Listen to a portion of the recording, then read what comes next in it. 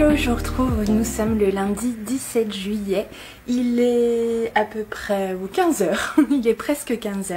Je vous retrouve pour ouvrir officiellement ce vlog, du coup spécial, je sais pas trop comment l'appeler, c'est pas vraiment spécial lecture feel good, parce que en fait c'est plein de lectures différentes, mais en tout cas qui me font du bien. Donc vous allez pouvoir retrouver dans ce vlog des lectures graphiques, de la romance, de l'urban fantasy, un peu de tout, mais des lectures vraiment qui coulent. Après le vlog du coup spécial Cozy Mystery, j'avais besoin de changer un peu de genre, mais du coup de façon beaucoup plus libre, beaucoup plus voilà, anarchique même. Donc je vous ai pas pris dès le début, mais du coup je peux vous présenter déjà deux lectures que j'ai faites en fin de semaine dernière, assez rapidement. La première que j'ai faite, c'est un graphique, je vous l'ai présenté du coup dans le vlog précédent, c'est un de mes derniers achats, ça s'appelle Déranger, du coup de Manon et Greg Blondin, sorti aux éditions Bambou.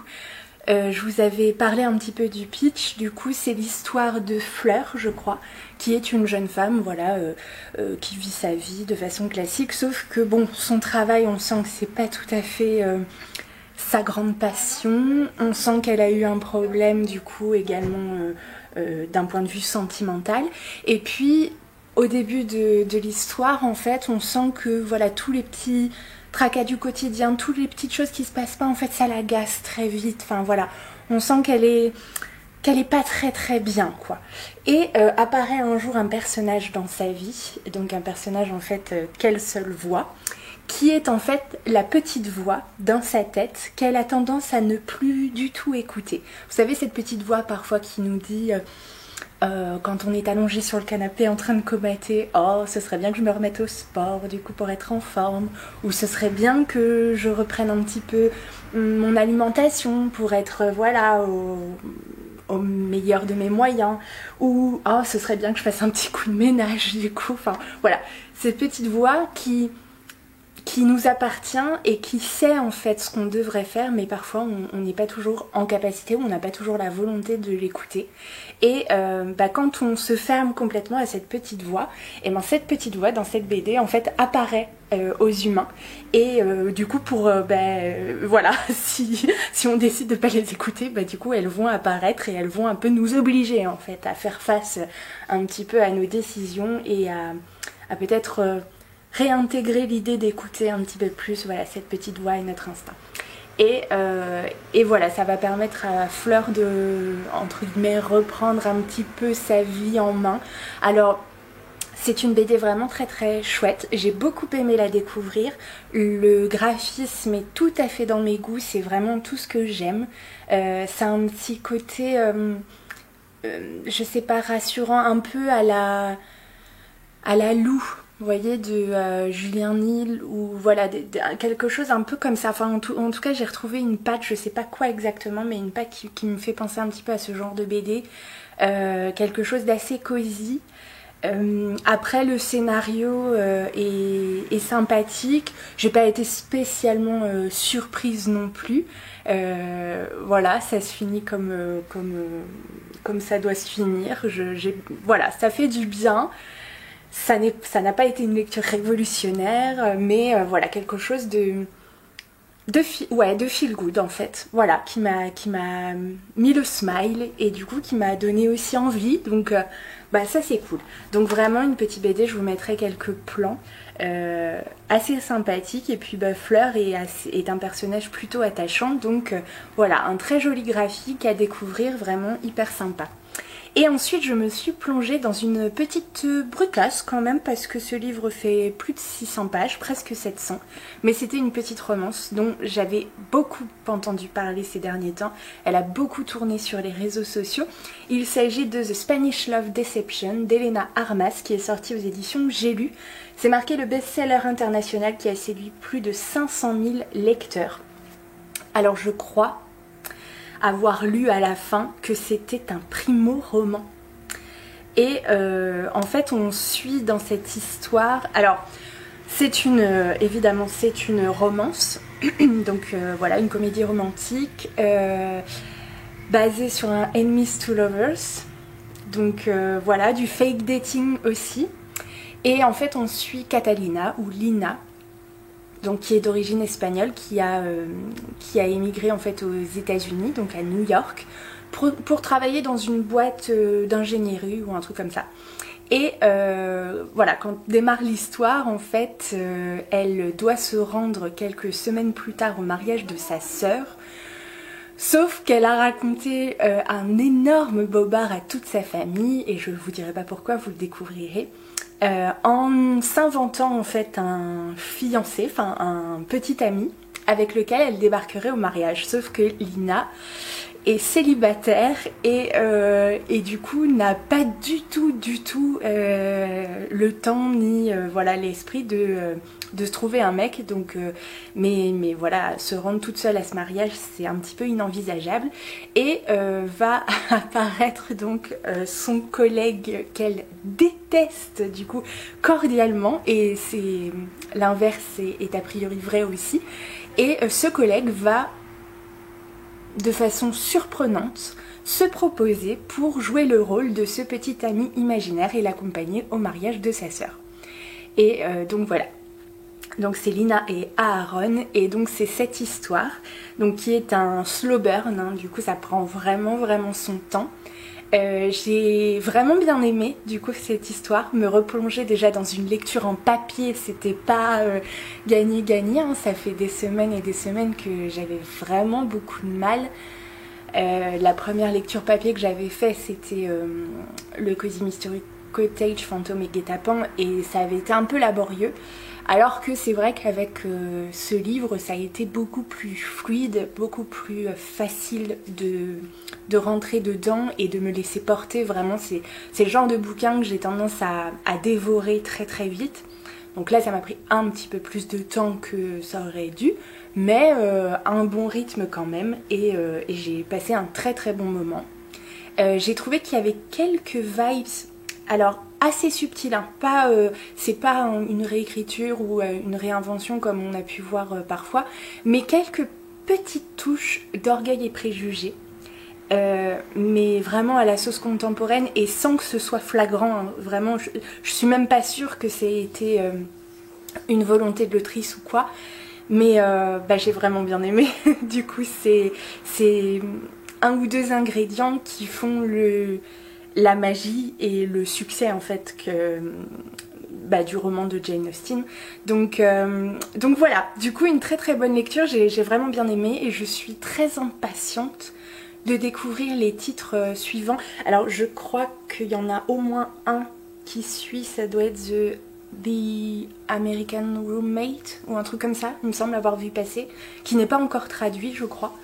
Et peut-être il y en aura d'autres, je sais pas. Mais en tout cas, c'est une autrice voilà, que je suivrai de près, ça c'est sûr. Donc très contente de l'avoir lu. Et du coup, ça n'est pas tout. J'ai également commencé depuis un autre livre. Alors j'ai hésité entre plusieurs. En fait, je savais vers quel genre je voulais me tourner, mais je savais pas quel titre choisir. J'ai hésité entre deux. Et du coup, ce que j'ai fait, c'est que j'ai commencé les premières pages des deux. Et en fait, dans celui-ci, qui est aussi beaucoup plus court, ça m'a fait peut-être un peu moins peur, mais j'avais très envie de le lire depuis un moment, et je suis tout de suite rentrée dedans. Donc je me suis dit bah voilà, c'est le bon choix, c'est celui-ci. Et en effet j'ai déjà lu 272 pages sur 300, donc je suis vraiment à la fin. Il s'agit de Trina Jones, donc le premier tome qui s'appelle Marque Magique de Myrtille Bastard et qui est sorti aux éditions Alter Real ou Alter Real, je sais pas comment ça se prononce. C'est un titre du coup en plus qui est dédicacé, parce que voilà, du coup quand je l'ai rouvert ça m'a fait plaisir de le voir. Peut-être vous voyez rien du tout, voilà. Et l'autrice m'a également dédicacé le petit marque-page qui vient avec. Donc c'est un titre que je vous avais présenté en sortie livresque l'année dernière, et je me l'étais procuré aux Aventuriales 2022, donc à Ménétrol, puisque je savais que l'autrice y serait, et que c'était l'occasion de me faire dédicacer le titre, et voilà. Et je suis très contente parce que vraiment je suis rentrée dedans hyper facilement. Et voilà, donc c'est un titre pas très long, hein, puisque comme je vous l'ai dit, il fait 300 pages. On suit Trina Jones qui est en fait... je sais plus, médium exorciste, un truc comme ça. Elle travaille pour un ordre du coup qui assure l'équilibre entre bien et mal sur la terre, mais d'une façon spécifique en fait, par la présence des forces sur terre, donc fantômes, poltergeists, démons, etc. Anges, bien évidemment, enfin voilà. Et elle intervient en fait avec son équipe quand il y a un problème de possession, de maison hantée, de trucs comme ça, etc. Et c'est une femme extrêmement badass, au caractère bien trempé, et c'est super cool. Le début de l'histoire, ils interviennent dans un hôpital psychiatrique auprès d'une petite fille qui est possédée par un démon, et c'était hyper bien décrit, vraiment en mode scène d'action, pas film gore et tout, même si il y a quand même, c'est suffisamment détaillé pour qu'on rentre dans l'histoire, pour qu'on visualise les scènes, etc. Mais ça n'est pas détaillé dans le sens au point d'être ultra gore et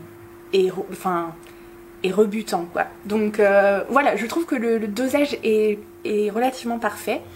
C'est un côté aussi assez sexy, faut dire, puisque le sexe a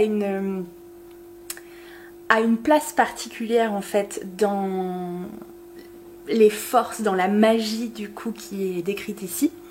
Enfin dans cette sorte de magie, même si c'est pas vraiment une magie, je sais pas trop comment décrire, enfin ses pouvoirs, parce que Trina est humaine a priori, et entourée d'humains, donc je sais pas trop comment qualifier ça, en tout cas voilà, le sexe a une place particulière dans son...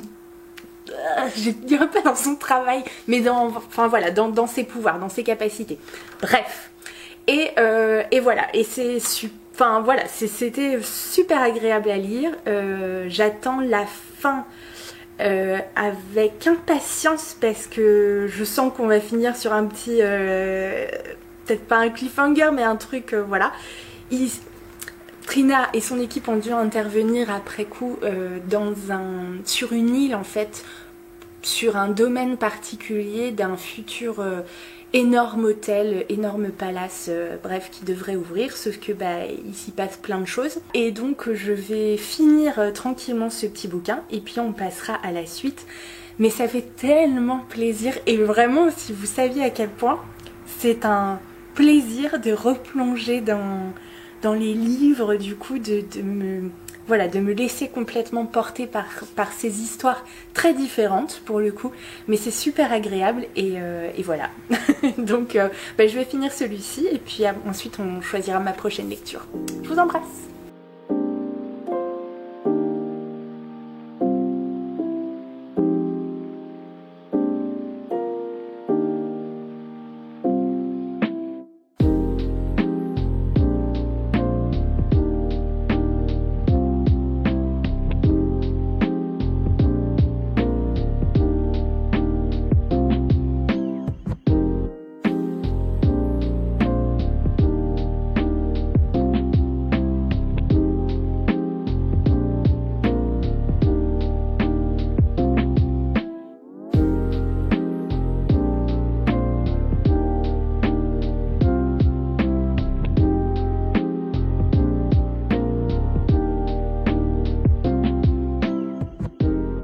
Et voilà, je viens de finir donc Trina Jones, marque magique de Myrtille Bastard aux éditions Alter Hill. Et comme je l'avais pressenti, j'ai hurlé à la fin du coup, la dernière page. Je savais que l'autrice nous réservait une purée de surprises. Voilà, j'ai très envie d'avoir la suite. Pour être honnête, c'était très sympa, franchement, 300 pages qui sont passées comme une lettre à la poste. C'est voilà, je n'aurais rien d'autre à rajouter, je vous ai déjà fait le pitch. La fin du coup a confirmé ce que je pensais, et du coup ce petit cliffhanger là du coup des familles, c'est pas gentil de faire ça, mais bon, je le sentais arriver gros comme une patate, donc très intéressant. En plus les dernières 30-40 pages là amènent quelques tensions, quelques enjeux supplémentaires, plus que ce qu'on avait cru comprendre avant, enfin ce que les personnages avaient cru comprendre avant, hein, du coup. Donc voilà, ça rajoute un peu d'enjeu, un peu de piquant à l'histoire, donc j'ai hâte de voir où ça va nous mener. Quels sont les secrets encore qu'on n'a pas découverts sur les différents personnages, sur l'univers en général, sur Trina aussi, parce qu'on sent qu'il y a plein de choses qu'on ne nous a pas encore dit ou qui n'ont pas encore été découverts par le personnage. Donc voilà, non, très contente, vraiment une très belle plume, du coup hyper sympathique à lire et à découvrir. Donc voilà, du coup à voir pour la suite. Maintenant, il est temps d'aller choisir ma prochaine lecture. Je vous avoue que je ne sais pas encore. J'ai fait une petite liste de titres qui pourraient rentrer, mais c'est vrai qu'il y avait, de base, j'avais pensé tout de suite à des romances, mais je sais pas encore. J'hésite entre deux titres. Je pense que j'hésite entre deux titres, ouais, pour être honnête. Soit un contemporain ado ou young adulte, je sais pas trop en quoi il est classé, enfin ado, ouais, je pense que c'est ado, que j'ai très envie de lire depuis un moment, ou alors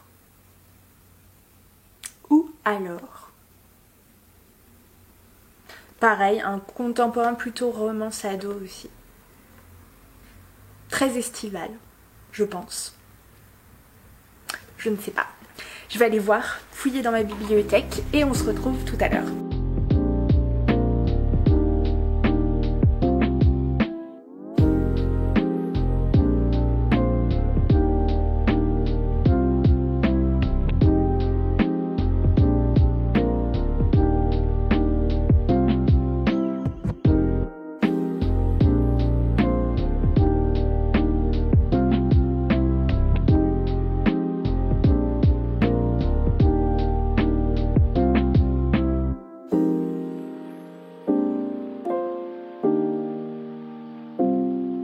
Hello, je vous retrouve, on est le mardi 18 juillet, il est à peu près 18h.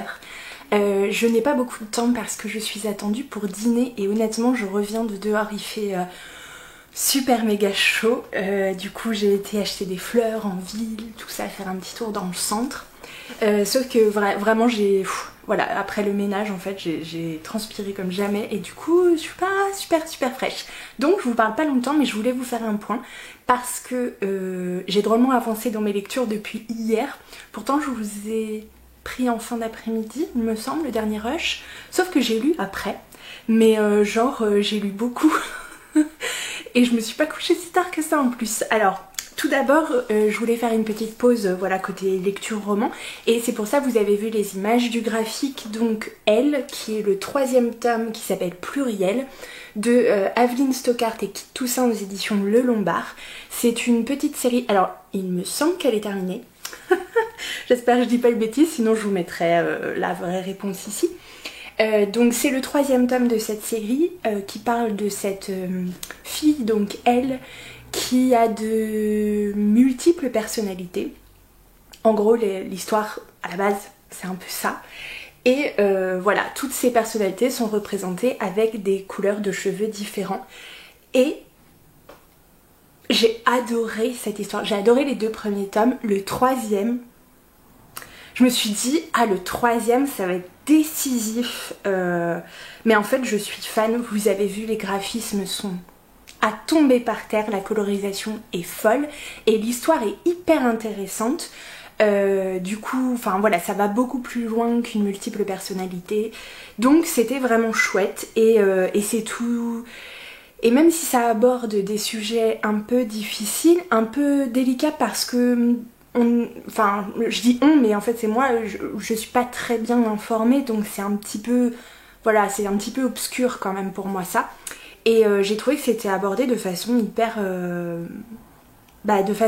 belle en fait, enfin je sais pas comment vous dire mais bref ça a ultra bien fonctionné. Donc enfin vu la fin je pense que cette série est terminée mais bon en ce moment je crois que je me trompe à chaque fois que je dis ça donc j'ose pas trop m'avancer mais il me semble quand même. Et voilà, et c'est une très très jolie BD, vraiment je suis absolument fan des graphismes, des couleurs, franchement c'est ouf. Il y a des... enfin bon bref, voilà, vraiment...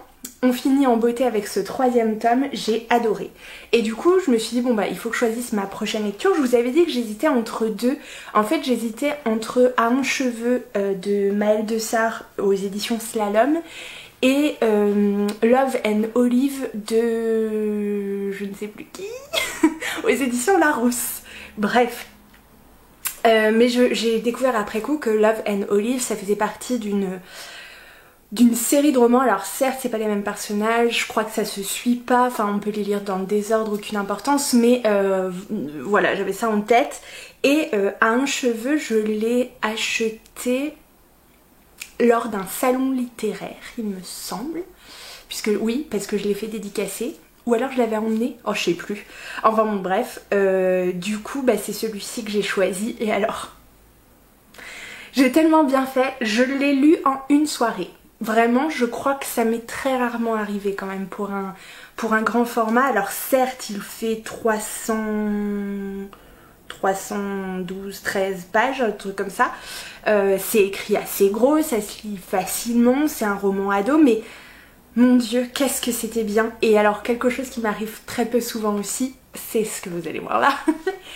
C'est de l'avoir en fait post-ité. Je sais pas comment on dit, mais j'ai tellement mis de post-it dans ce livre. Maëlle Dessart, c'est une autrice que j'ai découvert avec les 2 premiers tomes de sa trilogie Esther Parmentier, donc qui concerne une sorcière, des vampires, loups-garous, banshee, etc. etc. Et j'avais hyper accroché à sa plume parce que c'est enlevé, c'est joyeux, c'est irrévérencieux, c'est du coup plein de punchlines qui me font mais marrer à chaque fois. C'est un pur bonheur, vraiment, moi ça me tordre de rire, vraiment. Et je me suis dit, oula, on part sur un contemporain, du coup, ado, qui concerne du coup un sujet quand même hyper sensible, notamment pour l'autrice, et je me suis dit, est-ce que je vais retrouver malgré tout, voilà, même si je lui en aurais pas voulu honnêtement, je veux dire j'aurais lu avec plaisir malgré tout cette histoire et je suis sûre que ça aurait été super, mais je me suis dit, est-ce que je vais retrouver ce pétillement, cette plume un peu acide, un peu acéré parfois, et puis ces petites répliques qui tuent, moi je meurs à chaque fois. Et bah ouais, carrément, mais ça c'est toutes les fois où j'ai explosé de rire et où je me suis marrée. C'est pour vous dire, et je pense que j'en ai oublié dans le tas tellement j'étais prise dedans. Alors ce livre, ça parle de l'histoire d'Emma, Emma qui a 17 ans et qui est atteinte d'une maladie, donc l'alopécie. Et à 17 ans, Emma débarque avec sa famille donc à Strasbourg dans un nouveau lycée. Et voilà, ils vont recommencer un petit peu une nouvelle vie suite à des choses qui se sont passées, bien évidemment, dans le passé. Bref, je vous laisse un peu de suspense, évidemment. Et on nous dit que Emma a une relation très amour-haine avec du coup sa précieuse, je crois que c'est comme ça qu'elle l'appelle, du coup sa précieuse, qui est en fait sa perruque, sa nouvelle perruque, puisque l'alopécie donc fait perdre tous les cheveux. Et voilà, et du coup c'est son histoire, enfin c'est plutôt leur histoire, parce qu'il y a des personnages quand même, il y a ses proches qui gravitent beaucoup autour d'elle, et puis c'est bah, c'est son histoire avec tout ce que ça comporte au niveau de, bien sûr, de sa maladie, mais sa maladie, enfin, Emma n'est pas que sa maladie, c'est aussi une ado, jeune adulte, du coup, qui veut vivre, qui veut avoir des amis, peut-être un petit ami, sait-on jamais. Alors, je me suis dit sur le coup, oh là là, ça se trouve, ça va être un peu au-delà du sujet de l'alopécie, du féminisme, parce qu'il y a beaucoup de féminisme, de la discrimination, du harcèlement. Il y a vraiment beaucoup de... Enfin, il y a quelques thématiques vraiment hyper intéressantes de traiter dans ce bouquin, et surtout qu'elles sont très intelligemment traitées, je trouve. C'est hyper intéressant, mais au-delà de ça, je me suis dit, bon bah, l'histoire bateau, enfin du coup, d'une ado, voilà, peut-être, enfin, j'y crois pas quand je dis ça, mais un moment dans ma tête, j'avais quand même en fond, peut-être ça va pas être passionnant, tu vois, peut-être c'est pas pour moi, enfin, voilà, peut-être c'est tout simplement pas une lecture qui m'est destinée, quoi. Et en fait, j'ai adoré, mais j'ai tellement adoré. Alors Emma est un personnage hyper attachant, mais avec aussi ses fêlures, ses faiblesses, c'est ce qui fait aussi du coup ce qu'elle est, hein, donc je veux dire ça ne se reproche pas, mais voilà, ses défauts, etc. Mais elle est entourée, vraiment un gros big up, mais cœur d'amour, vraiment cœur d'amour sur Christophe, son frère, je crois que c'est Christophe qui s'appelle, il me semble. Christophe, son frère. Oh mon dieu, vraiment un personnage. Alors, du coup, ils s'entendent malgré tout comme chien et chat et tout, mais ils ont une relation de fou furieux. Je veux dire, ils se protégeraient quoi qu'il arrive dans toutes les situations. On prend les coups pour laisser souffler l'autre. J'ai trouvé ça hyper beau, vraiment hyper beau.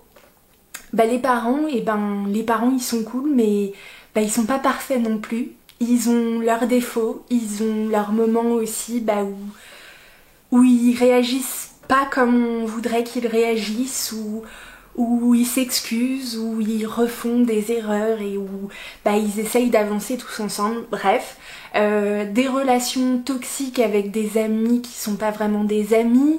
Des gens du coup qui au premier abord ne nous ressemblent pas, avec lesquels on n'a pas grand chose en commun, et finalement du coup ça match et on a des amitiés hyper belles, hyper fortes, pas parfaites, pas un long fleuve tranquille, mais des amitiés, voilà, des vraies amitiés. Et vraiment gros coup de cœur. Mais gros coup de cœur, j'ai adoré dévorer ce bouquin. Maëlle de Sarre m'avait fait une très jolie dédicace, je crois que c'était aux Imaginales, mais ouais, je crois que c'était aux Imaginales parce que oui, c'était en mai 2022, donc c'était aux Imaginales, c'est sûr. Et c'était marrant parce que du coup ça n'a rien du tout de SFFF et elle avait le droit de mettre ce bouquin quand même qui est en contemporain, et du coup j'avais trop envie de le lire, et elle m'avait dédicacé du coup en espérant qu'Emma te parle autant qu'Esther, parce que on avait beaucoup parlé de mon amour pour Esther Parmentier évidemment, et je confirme que c'est pas du tout, enfin il y a une petite touche, ces répliques qui tuent, cette mode un peu sarcastique, il y a une petite touche quand même, comme Esther, donc je me dis que ça vient quand même potentiellement de l'autrice. Mais, enfin voilà, ce ne sont pas les mêmes, mais tout aussi attachantes vraiment, et j'ai un gros coup de cœur pour l'ensemble en fait des personnages. Jacob, vraiment gros cœur aussi, oh mon dieu, voilà, donc bref, et j'ai lu du coup ce bébé hier soir pendant le live Twitch de Guimauze, du terrier de Guimauze, et c'était trop cool, vraiment un pur bonheur, un pur moment, voilà, hyper cool. Donc du coup je ne vais pas perdre beaucoup de temps parce que comme je vous l'ai dit je suis attendue, mais il faut quand même que je regarde mes prochaines lectures. Je vous avoue que je sais pas trop. Je sais pas trop vers quoi aller, surtout que j'ai torché en fait du livre là depuis quelques jours. Voilà, ça va être un vlog quand même où je vais vous parler de pas mal de livres, donc c'est, enfin j'espère, donc c'est plutôt cool. Là je pense que avant d'y aller je vais quand même lire un petit manga. J'ai Every Day is a Good Day de Noeko Nishi aux éditions Akata, qui traîne dans ma pile à lire depuis un sacré moment. Alors, je vais pas vous faire le résumé, mais en gros, les mots-clés, confiance, deuil et famille, et c'est un MM, c'est sûr. Donc une romance entre hommes. Et voilà, et du coup ensuite je choisirai une prochaine lecture. Je vous avoue que je sais pas trop, là j'ai des envies de lecture estivale, mais peut-être un peu moins feel good. C'est moche, hein, du coup, ça se trouve je vais me replanter. Je sais pas, ou alors une big romance, peut-être les Bridgerton, je sais pas. À voir, on verra, je testerai un peu comme j'ai fait pour les derniers, les premières pages et voir vers lesquelles voilà, mon envie va tout de suite et puis voilà. Du coup je vous dis à plus tard, bisous.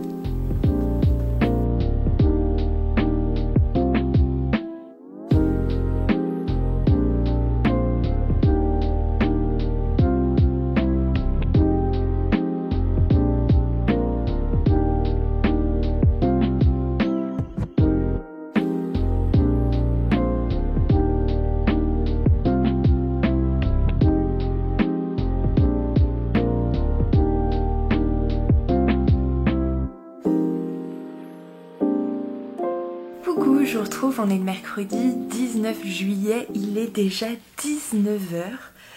La journée est passée beaucoup trop vite. Je vous reprends du coup pour vous parler de mes lectures. Donc hier soir, comme je vous ai dit, je pense que je vous l'ai dit, j'ai lu un petit manga donc qui s'appelle Every Day is a Good Day de Noeko Nishi aux éditions Akata. Du coup c'est ce que j'ai fait hier. Je sais pas si je vous en ai parlé ou pas du tout. On y suit Toki qui est un employé dont la sœur et le beau-frère sont décédés quelque temps auparavant, laissant derrière eux leur fils, le petit... je sais plus comment il s'appelle... Asahi. Voilà, qui depuis les funérailles ne parle plus trop, ne communique plus trop. C'est les grands-parents du coup qui s'occupent de ce petit-fils, sauf que les grands-parents ont l'occasion de partir en voyage et vont confier leur petit-fils à son oncle. Donc voilà, et Toki est un homme un petit peu perdu, du coup, un petit peu, bref, il fait son deuil comme il peut. Et il va revoir un jeune homme, plus jeune que lui, qui l'avait rencontré 5 ans auparavant. Et voilà, c'est leur histoire à tous les deux, tous les trois. C'était très mignon, touchant. Après, voilà, vous aurez vu les quelques images. Le graphisme au niveau des personnages des deux hommes, donc Toki et Chihiro, je crois que c'est Chihiro il s'appelle, ouais. Donc Chihiro du coup qui est là à droite et Toki qui est à gauche.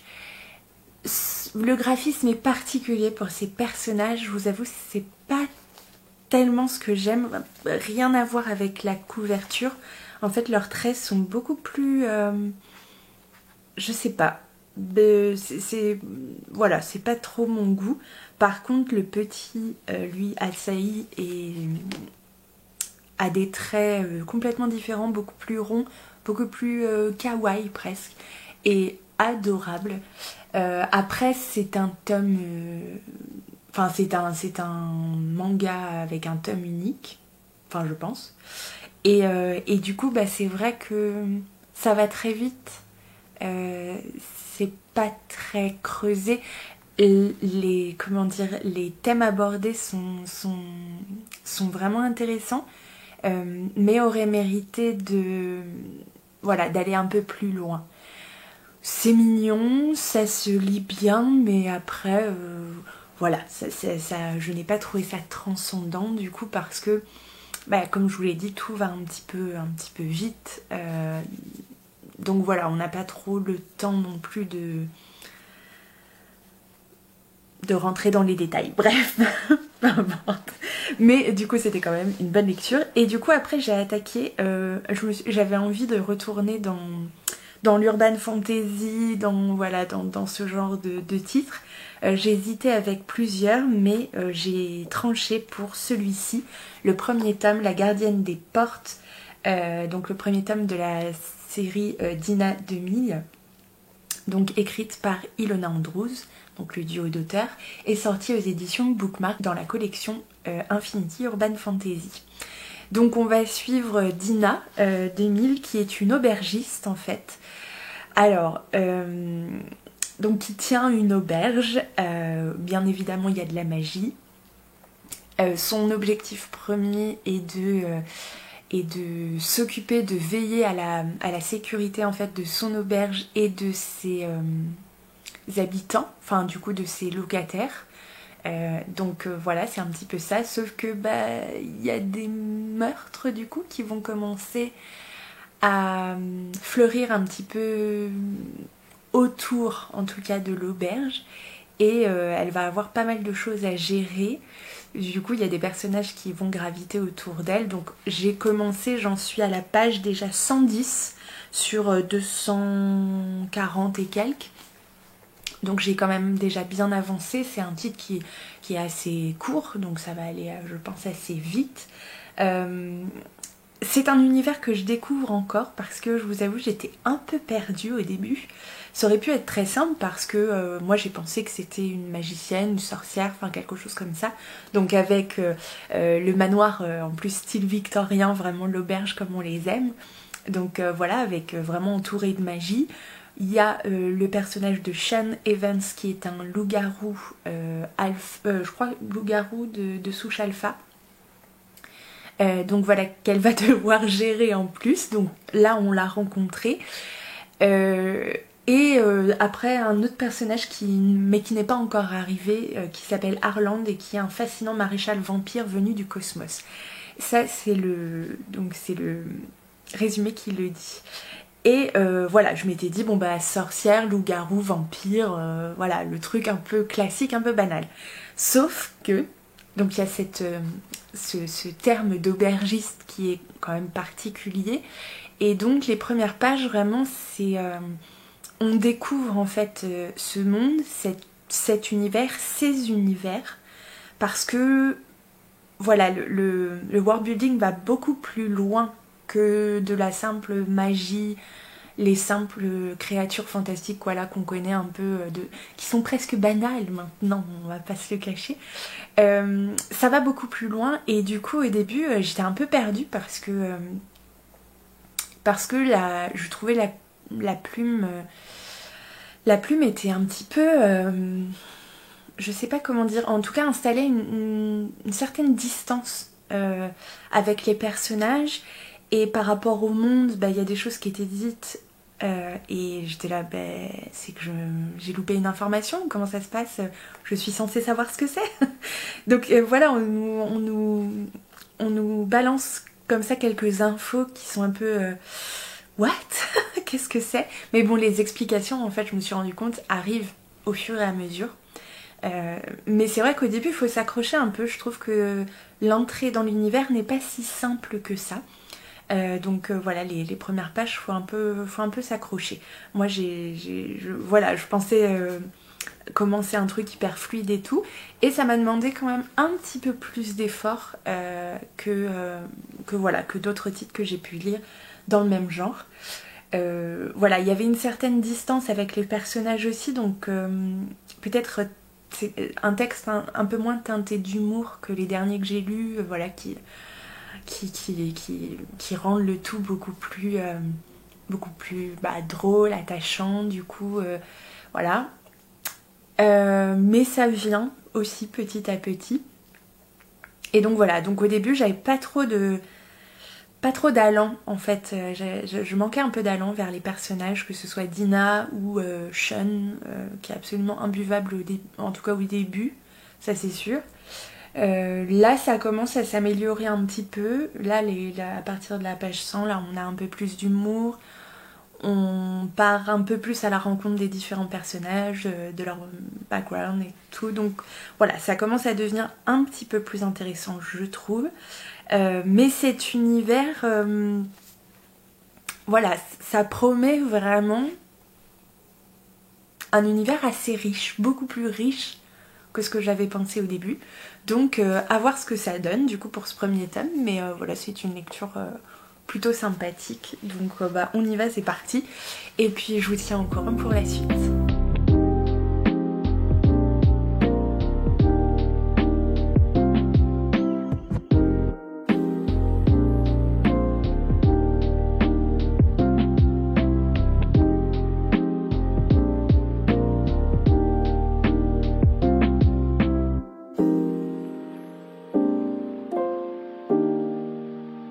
Hello, je vous retrouve, on est le jeudi 20 juillet, il est 15h30 à peu de choses près.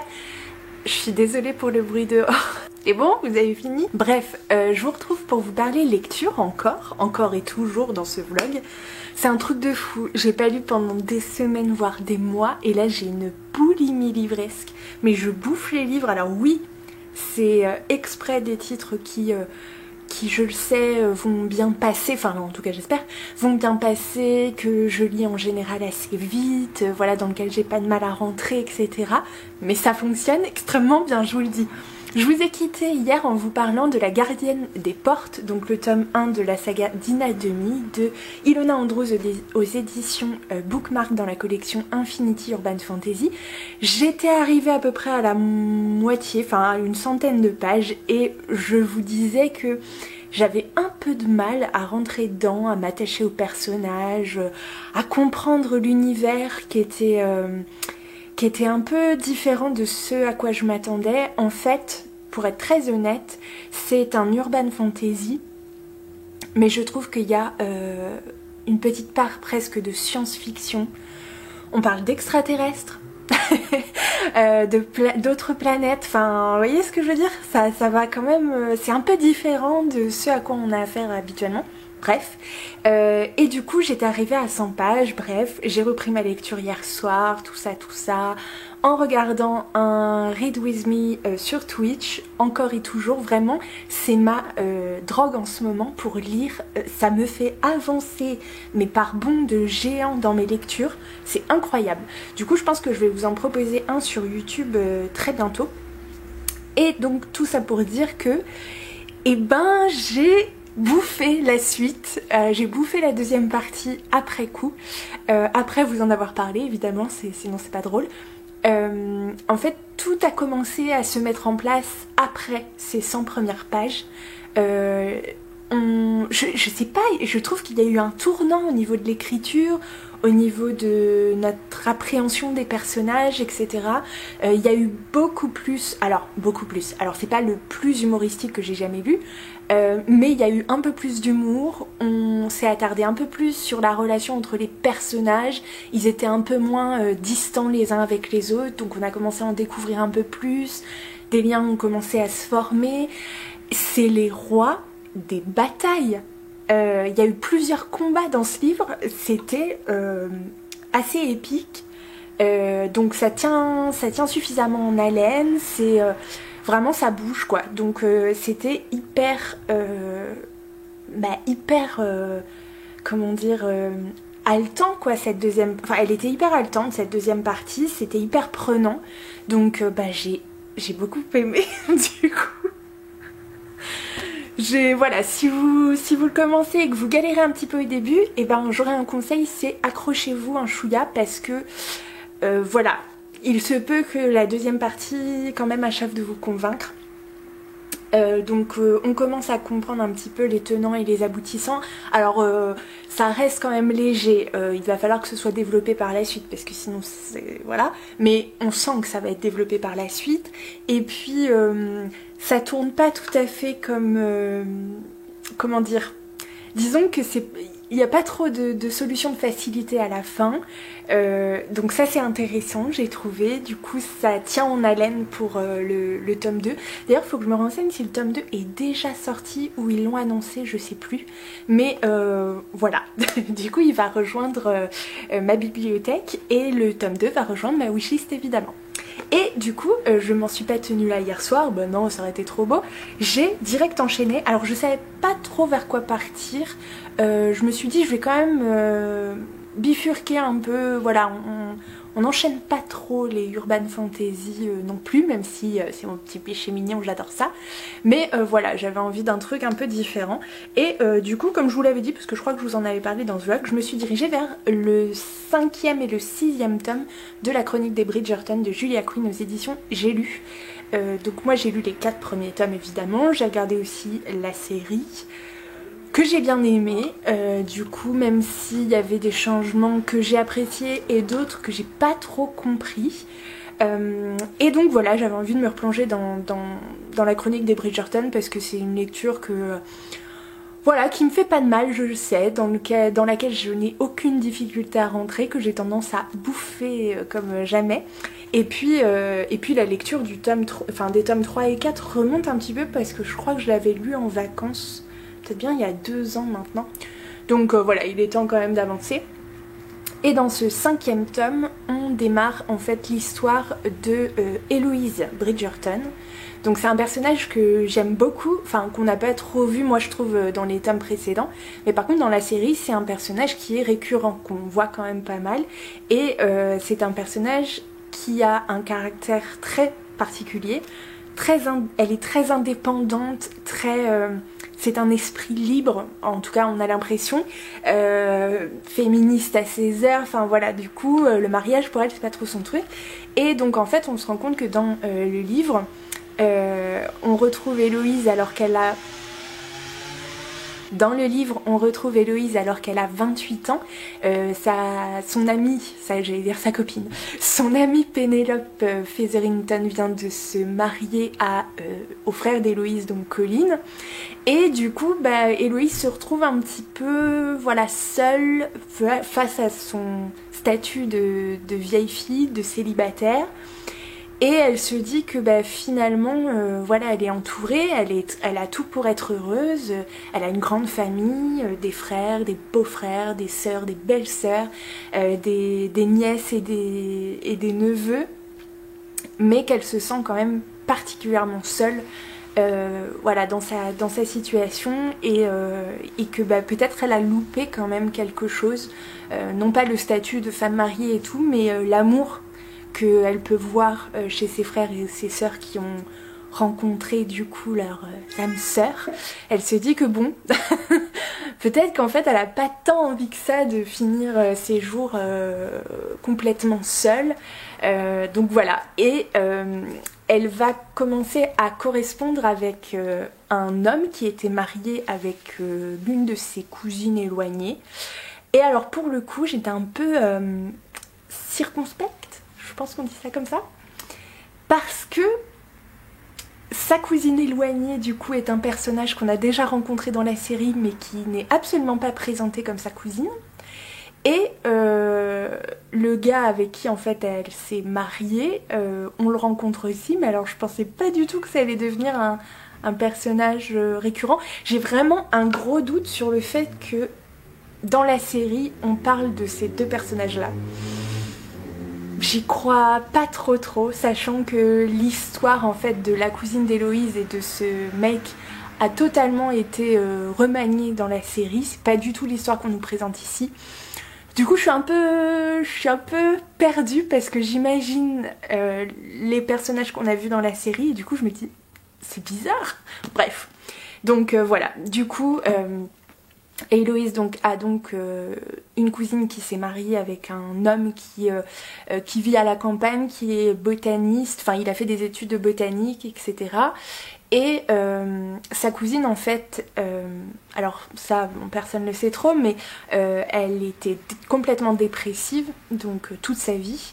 Et donc le mariage n'a pas été d'amour, hein, c'était un mariage de raison, il n'a pas été très heureux. Ils ont eu 2 enfants, 2 jumeaux, mais voilà quoi, c'est pas le bonheur sur terre. Et la cousine d'Héloïse en fait finit par se jeter dans un lac, elle est repêchée juste à temps, etc. Mais elle finit par mourir quelques jours plus tard de maladie, voilà. Bref, elle a chopé la crève, elle en est morte. Voilà. Et donc le gars se retrouve veuf avec ses 2 enfants à gérer. Et c'est lui qui commence une correspondance avec Héloïse, qui lui a envoyé une lettre en premier pour présenter ses condoléances. Et donc voilà, et j'en suis là. Et du coup Héloïse après une invitation un peu chelou, décide finalement de sauter le pas et de débarquer chez ce mec qui s'appelle Philip Crane. Voilà, pour faire connaissance et voir si leur correspondance qui a duré... alors c'est pas du tout... j'en suis aux premières pages, hein, j'en suis à la page 66, donc c'est vraiment le tout début de l'histoire. Elle débarque chez lui en fait après qu'il l'a invité pour voir s'il s'entendrait pas un petit peu bien et que potentiellement il pourrait peut-être se marier quoi. Du coup comme ça il pourrait lui confier ses enfants et voilà quoi. Romantisme au top niveau, mais bon on s'attend, voilà, c'est un ours, le gars c'est vraiment un ours, asocial au possible, donc on va voir ce que ça donne, mais assez surprise en fait que ce soit ces deux personnages concernés, je m'attendais pas du tout à ça. On va voir si la suite les concerne tous les deux ou pas, ou s'il va y avoir un retournement de situation, aucune idée. Donc voilà, et puis le tome suivant, donc le tome 6, parlera de Francesca, donc la sœur d'Héloïse. Donc voilà, je vous raconterai l'histoire au moment où j'aurai commencé. Mais voilà où j'en suis. Du coup, là, je passe l'après-midi à la maison, tranquillou bilou. Je pense que je vais faire un peu de peinture avant de me remettre à la lecture. J'ai vous savez, un tableau avec des numéros là à faire, et avant qu'ils prennent vraiment la poussière, faut que j'avance. Donc voilà, je vous dis à tout à l'heure.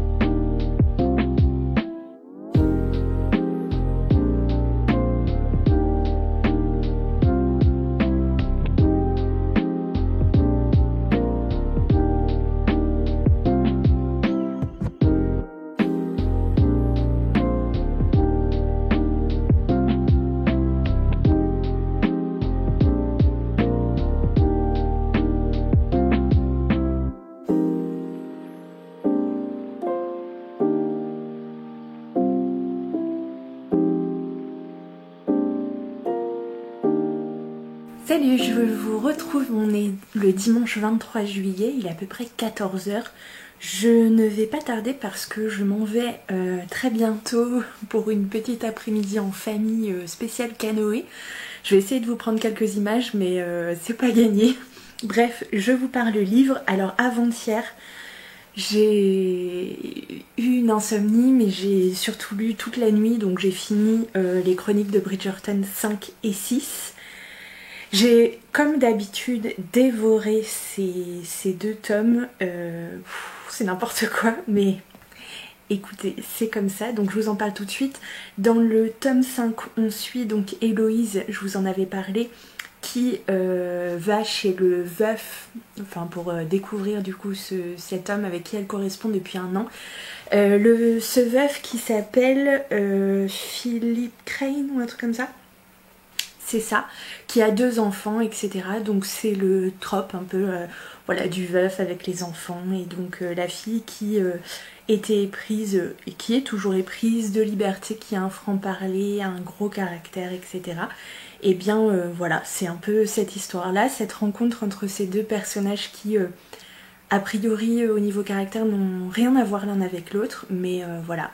Du coup, c'était plutôt une bonne lecture. On retrouve un peu le clan Bridgerton vers la fin. Et du coup, c'était plutôt sympa de les retrouver dans ce schéma-là. Enfin, je vous en dis pas plus, mais voilà. La petite surprise, c'est qu'il y a 2 épilogues à la fin. Donc un premier qui concerne le couple directement. Et puis un autre après, supplémentaire, bonus. Là, celui-ci, je vous avoue que bon, j'en ai pas vu grand intérêt, enfin le grand intérêt, mais bon, bref, c'était sympa. Et puis le tome 6, donc on va s'intéresser cette fois dans ce tome 6 à la sœur Francesca. Francesca, du coup, qui est déjà mariée, en fait, quand le tome 6 commence. Elle est mariée au comte de Kilmartin, qui est à moitié écossais, enfin bref. Et voilà, ça fait 2 ans qu'ils sont mariés, cool, des jours heureux. Quelque chose va se passer.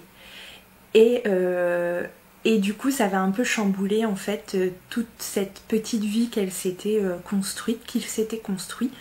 Ce bonheur un peu, voilà, sans tâche.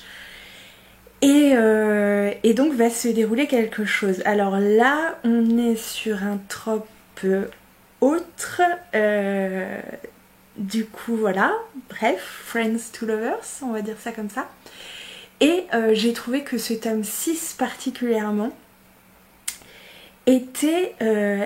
alors, dans tous les tomes des Bridgerton, si vous les avez lus, des chroniques de Bridgerton, on a des scènes intimes. Voilà, de décrites, etc. Bon, un peu comme dans tous les romans, j'ai envie de dire, enfin, ou très souvent, il y a dû se mettre. Mais c'est quand même assez léger, quoi. C'est pas non plus trash, enfin, bon, bref, ça reste très... ça se lit bien. Dans ce tome 6, waouh, je trouve que les scènes s'enchaînent. C'est très tourné vers les scènes de sexe, quoi, vraiment. Donc, ça m'a fait un peu un effet bizarre. Mais bon, sinon, voilà, sinon... Enfin, en gros, c'était la majorité quand même du livre, quoi. Cette découverte de cette passion, de cette... comment dire, ouais, de cette flamme érotique, tout ça. À part ça, bon, voilà, hein. C'était un peu léger aussi, mais bon, voilà, ça fait du bien, ça se lit très bien, ça... Enfin, moi, ça me fait déconnecter complètement, donc bah voilà, hein, c'est ce que je demande à ce type de roman. Donc, bah ça fait son job. Après, voilà, ce qu'il faut... Enfin, ce qui n'est pas négligeable quand même dans la chronique des Bridgerton, ce qu'il faut lui reconnaître, c'est qu'au moins dans chaque tome, le trope est différent. Du coup, l'espèce de schéma n'est pas le même. Dans le premier, on avait du coup le fake dating. Dans le tome 2, on avait le gars qui doit épouser une fille. En fait, bon, il faut qu'il convainque la sœur de la fille, mais du coup, ils peuvent pas se saquer. Donc, voilà. Le tome 3, c'était avec Bénédicte, donc du coup je crois que c'était un remake de Cendrillon, hein, si je me trompe pas. Le tome 4 c'était avec Colline, et donc là c'était ouais, c'était plutôt Friends to Lovers, enfin bon, à peu près, avec une petite enquête, etc. Et donc voilà, et du coup là on en arrive là, donc bon, faut la reconnaître, ça au moins. Après, petite romance historique, ça fait pas de mal, du coup ça fait toujours plaisir. Et je me suis pas arrêtée là, du coup j'ai commencé un nouveau Urban Fantasy, mise en bouche, donc le tome 1 de Meya Deblun de Melody Smax, qui est sorti donc aux éditions bien sûr Bookmark dans la collection Infinite Urban Fantasy, hein. Si vous n'avez pas compris que c'est un petit peu ma collection préférée chez Bookmark, ben voilà. Donc là on va parler du coup, donc on est dans un Urban Fantasy, on va parler enquête, humour et démon, parce que oui, Meya Deblun est en fait une démon de la gourmandise envoyée sur Terre pour eh bien, tenter évidemment les humains. Et l'histoire commence alors qu'en fait elle s'est infiltrée, en fait elle travaille dans une agence de stars et elle s'occupe de plusieurs clients et notamment d'un acteur qui est aussi son amant, enfin, parce que bon, il n'y a pas de petit plaisir. Et elle va être en fait, son amant va être assassiné et elle va être mise en cause parce que quelqu'un apparemment lui a tendu un piège et donc pour la faire accuser en fait du meurtre de son amant. Sauf que bah c'est mal la connaître et donc avec son chef, avec deux doublons très bizarres, bon vous apprendrez qui c'est après, et un homme mystérieux qui est tout à fait à son goût, ils vont mener l'enquête pour découvrir qui lui a tendu ce piège et lui faire regretter un petit peu, voilà. Bref, donc j'ai lu que 60 pages parce que hier j'ai reçu une copine du coup pour déjeuner, on a passé l'après-midi ensemble, c'était trop bien. Et après en fait j'étais un peu claquée et depuis d'ailleurs j'ai un peu mal à la tête. Donc voilà, je suis un peu fatiguée, j'ai un petit coup de barre mais bon c'est pas grave. Du coup j'avais un live sur Twitch que je voulais regarder avec Kimi Collection hier soir. Et bah j'ai bugué au bout d'une session de lecture parce que vraiment j'étais trop dans le dur. Et aujourd'hui un peu compliqué, donc la séance canoë va être intéressante. Mais bon, je vais essayer de le terminer au plus vite pour vous dire quand même ce que j'en pense. Pour l'instant ça démarre doucement, c'est voilà, à voir ce que ça donne par la suite, mais bon. Du coup ça passe toujours bien les petits urban fantasy, donc il n'y a pas de raison que celui-ci se passe pas correctement. Mais voilà, je terminerai ce vlog en vous donnant des nouvelles dès que je l'aurai fini, j'espère peut-être ce soir avec un peu de chance ou demain au pire. Parce qu'en fait demain j'aimerais recommencer un nouveau vlog mais sur une toute autre thématique qui, voilà, peut-être il y aura beaucoup moins de lecture que dans celui-ci parce que bon... Voilà, mais j'aimerais vraiment continuer les vlogs parce que je reprends le travail dans un mois, tout pile. Donc après j'aurai sûrement beaucoup moins de temps à consacrer évidemment à la lecture. Donc voilà, je veux profiter de ce temps-là qui me reste pour, voilà, pour me faire plaisir et du coup lire un maximum parce que vraiment j'ai une boulimie en ce moment. J'ai retrouvé le plaisir de la lecture papier et vraiment... c'est à ce moment-là que je me rends compte à quel point ça m'avait manqué. Bref, je vous embête pas plus, je vous laisse là pour le moment et je vous retrouve dès que j'ai fini celui-ci. Bisous!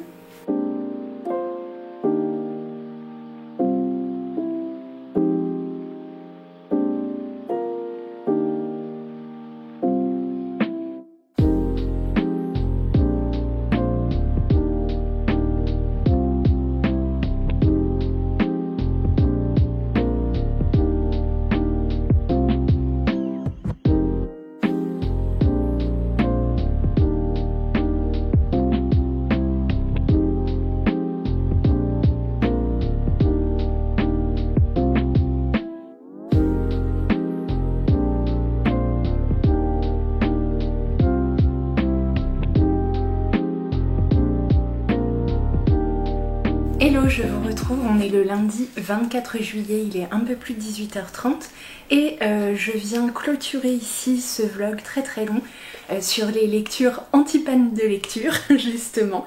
Donc je clôt bien évidemment ce vlog avec Mise en bouche, donc le tome 1 de la série Meyade Blonde de Mélodie Smax aux éditions Bookmark dans la collection Infinity Urban Fantasy.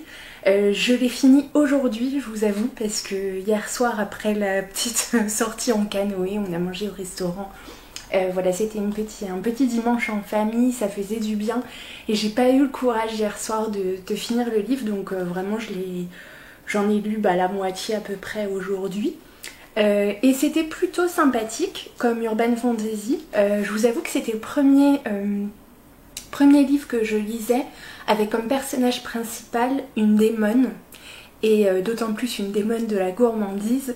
C'est vrai que j'ai lu plusieurs urban fantasy où il y avait des démons mais pas en personnage principal, donc c'était une expérience assez inédite et pour le coup assez sympathique. Du coup ça a été un peu moins évident qu'avec Trina Jones, ça a pris un peu plus de temps finalement, comme avec La gardienne des portes du coup d'Ina Demi. Voilà, ça met un peu de temps avant de rentrer vraiment dans l'intrigue. Alors je sais que c'est un peu bizarre ce que je dis parce que le meurtre en fait se déroule dès le début. Donc là il y a une vraie enquête qui se met en place, même si finalement elle est assez... c'est pas très poussé comme enquête, en même temps c'est pas un policier donc bon, voilà. Mais au fur et à mesure de l'histoire, Les liens se tissent entre les personnages, on sent qu'il y a une vraie histoire sous-jacente qui va apparaître dans les tomes suivants concernant du coup Meiya. Donc voilà, ça petit à petit on raccroche les wagons. Donc c'était plutôt positif finalement sur cette deuxième partie de tome. C'était assez... Enfin voilà, c'est pas un coup de cœur mais c'était une lecture vraiment très agréable malgré tout. J'ai pas autant ri que avec les autres, mais du coup c'était sympa. Et puis ce côté, comme je vous disais, démon de la gourmandise, vraiment la fille est obsédée par la bouffe, donc si vous avez faim, si vous lisez ce livre, prévoyez de quoi grignoter à côté parce que ça risque de vous donner drôlement faim. On a aussi le personnage de... elle l'appelle Apollon mais il s'appelle Nathan, du coup qui est assez mystérieux. On se doute de ce qu'il est en réalité, mais je me dis est-ce que l'autrice nous met sur une fausse piste? À voir. Et puis voilà, il y a aussi toute cette intrigue autour de Meiya qui est, semble-t-il, une jeune démone de niveau inférieur, mais qui cache un gros secret autour de sa vie, voilà, d'avant, aux enfers, etc. Enfin, on sent que c'est pas si simple que ça et que voilà, elle garde des secrets en fait encore aujourd'hui. Donc voilà, je sais pas de quoi il retourne exactement, mais je serais curieuse de découvrir la suite malgré tout. Voilà qui clôt du coup ce vlog. J'espère que vous avez apprécié de passer ce petit moment avec moi. Enfin ce petit moment, c'est un vlog qui va encore durer plus d'1 heure. Désolée, mais j'espère que vous aurez apprécié de découvrir toutes ces lectures en ma compagnie. En tout cas, je suis ravie de vous retrouver durant cet été avec ces petits vlogs thématiques. Je vous avoue que ça me fait beaucoup de bien. Donc voilà, de retrouver cet appétit. Alors là, en ce moment, c'est un peu boulimique, mais cet appétit pour la lecture, ça m'avait vraiment manqué. Donc voilà, n'hésitez pas à liker, commenter et partager cette vidéo si elle vous a plu. Et puis si vous avez envie, n'hésitez pas à me retrouver également sur Instagram. En attendant de vous retrouver pour le prochain vlog, donc je tais pour l'instant la thématique voilà, qui sera surprise. Je vais le commencer ce soir. Du coup, je vous dis à très bientôt. Prenez soin de vous et faites de très belles lectures. Je vous embrasse. Bisous!